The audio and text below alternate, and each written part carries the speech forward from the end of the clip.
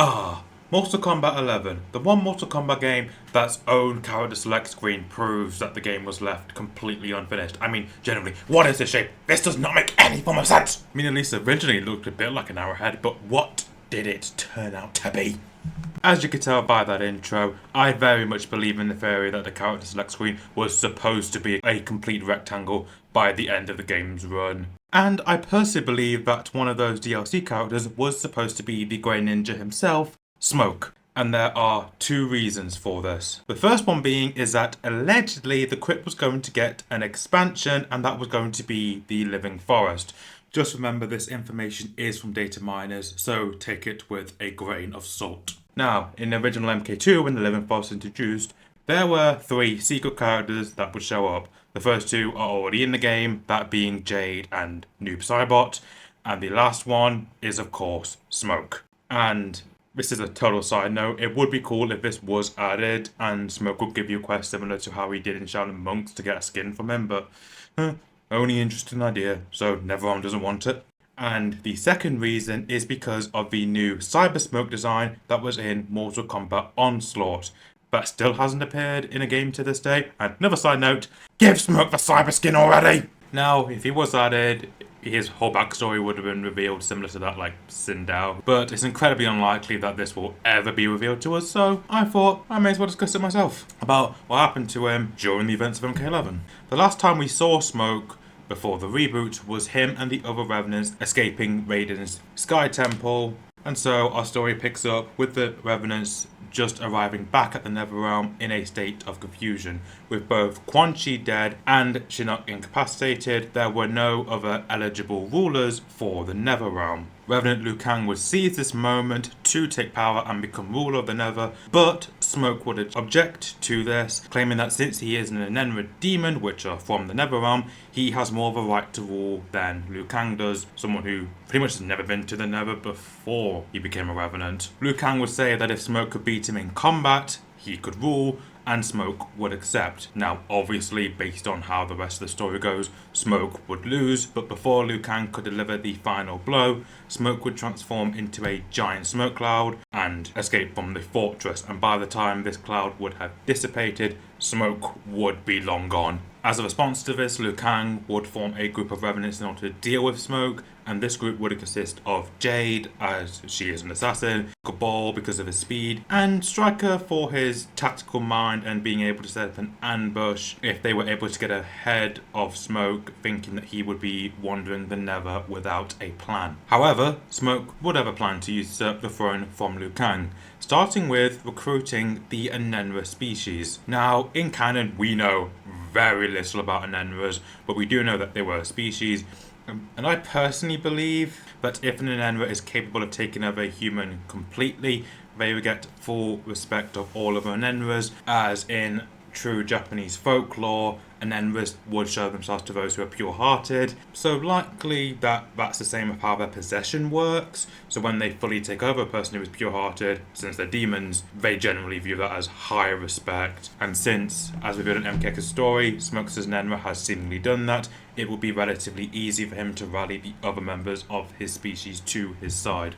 Once he has rallied his species to his side, he would initiate the second part of his plan, a cyber initiative, so to speak. Let me explain. During the events of the MKX comics, we see why, in Mortal Kombat X, Sub-Zero was no longer a cyborg. And during this process, we can clearly see that Smoke was present. Now, after this process, we don't know what happened to the cyber suit. One possibility is that Quan Chi destroyed the suit while changing Sub-Zero. And the second possibility is that he simply got one of the Revenants to dispose of the suit. Now, for this story, it would have been Smoke. Instead of disposing it, Smoke would hide the armor in a place only he could access, so it's disposed of but not destroyed. And now, this would pay off, as he and a small amount of Enenras would sneak back into the temple to reclaim the armor, but during the escape he would run into Jade, Cabal and Striker, and combat would ensue. This would result in Striker's death, explaining his absence in MK11, and Smoke escaping with the armor. He would immediately get to work making the suit his own. But during this time, the events of MK11 would actually start to play out, and the cyber factories would be reactivated, As a result, Smoke's suit would immediately link back to the systems, but Smoke wouldn't be under control of the systems. It would just say that it's re-established a link and would show him the location of the cyber factories. Now he knows how to get enough material to create an army of cyber smoke drones along with his Enenra. So obviously he would break into the factory moments before chapter 4 of the main story plays out. Now, something that would have been cool to kind of see in the story is if some of the Linkway bodies had smoke coming off them, so you would initially think that a good fight against Sector and he had to use his flamethrowers on him, but now we learn that it was actually a result of smoke breaking in and then probably fighting against him. So that's why there's a residual smoke effect on him. That could have been sick to see and really good setup. Now, of course, before Sub-Zero and Scorpion blow up the factory, Smoke would make his way out of there with a high amount of materials and maybe even a drone to work back from, as of course Sector and Cyrax were defeated and the main system was lost. So yeah,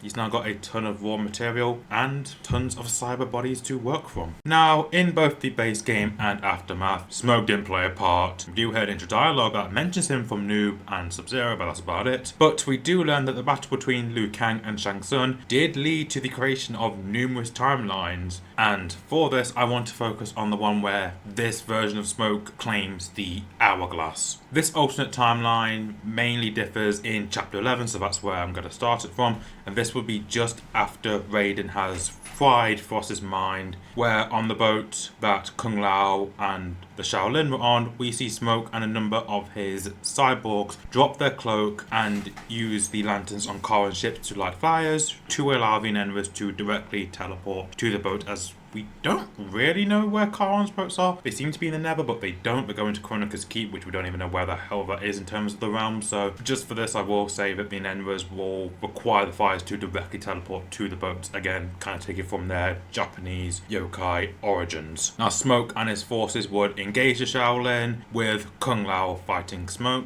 Now, of course, since this is the timeline where Smoke claims the hourglass, he will win. He's pretty much going to win most of the fights, I'm going to say here.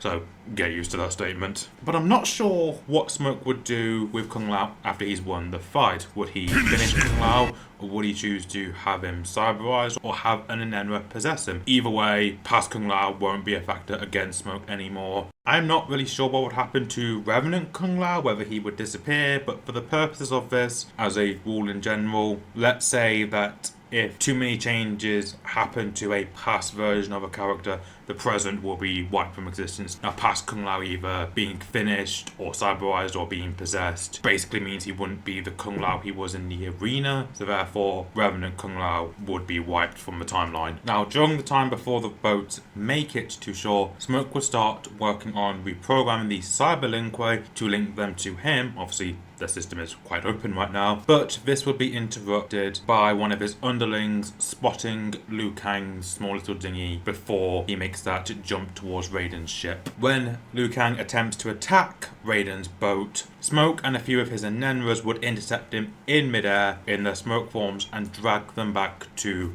what is now Smoke's ship, smashing him against the boat, and the Enenras would attack Liu Kang to weaken him before they fight truly back in his human-cyborg form. Now, once Smoke has returned to his cyborg form, they would both start to call each other out on the changes that they have made to each other, with Smoke saying that since Liu Kang has stealed his own soul, he's become very much like Shang Tsung. Now, this would enrage Revenant Liu Kang, leading him to perform a flying kick, but Smoke would enter his smoke form, so Liu Kang's kick would miss. And before they fight, Smoke would gloat about how even with stealing his own soul, Liu Kang will still lose. Now, as I said before, Liu Kang would lose here. This time, I will say that Smoke will finish Liu Kang and unintentionally ensure Fire God Liu Kang won't be a factor, and past Liu Kang would remain dead without his soul. Smoke, once again, would finish reprogramming the cyborgs while the battle for Kronika's Keep begins. Now we will cut over to the special forces on the docks. The moment that older Jack is about to smash into the docks to protect his daughter from the demons incoming, but similar to Liu Kang, Smoke would intercept Jax in midair and this time just flat out kill him in front of his daughter, younger Jax, and Cassie, leading to Jackie to be quite distraught over this, as I think anyone would be. But then Smoke would immediately turn his attention to Cassie, wondering what allowed her to defeat Shinnok, even asking how did a cage defeat an elder god. She would say, Shinnok is my bitch. or something along those lines. This would start a 3-round fight where Smoke fights Cassie, Jackie, and Jax all at once. This time he would either finish or cyberize younger Jax, and with him gone, Jackie can't be born, so would disappear. And with Cassie, he would want to use her green energy in order to have the edge over Raiden and Cetrion. So I imagine the Enenra will temporarily possess her, and for the story, I will say that if someone who has a genetic magical ability is possessed by an Enenra, they can steal the ability similar to like the soul-sucking ability and then give it to another host. And this is what happens here. Smoke will now have the ability to basically tank hits from elder gods thanks to Cassie, and then immediately kill her after or again cyberize her. With that, Smoke would order his forces to attack the remainder of Raiden's forces, turning the battle for Raiden's forces into a battle from the front and the back, so they're quite well outnumbered and flanked. During this time, Smoke would reunite with Sub-Zero. Kuai Liang would call him by his actual name to see if it truly is his lost friend, then asking what has Kronika done to him, and once they are done with the battle, they can reverse the cyberization. Smoke, similar to MKX Smoke, would say that Smoke is dead. I am Enenra.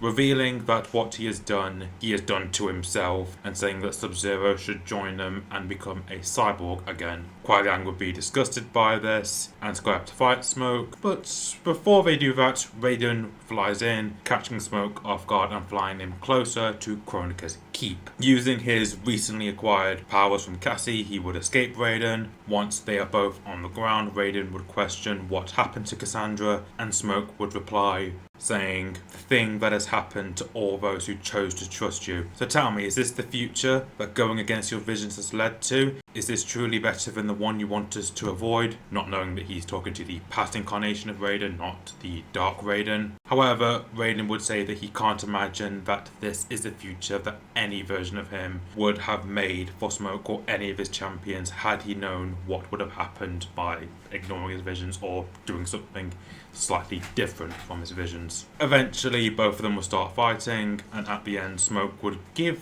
Raiden the same treatment that Dark Raiden gave to Shinnok. Immediately after, a small number of Smoke's forces would have broken through and regroup with him.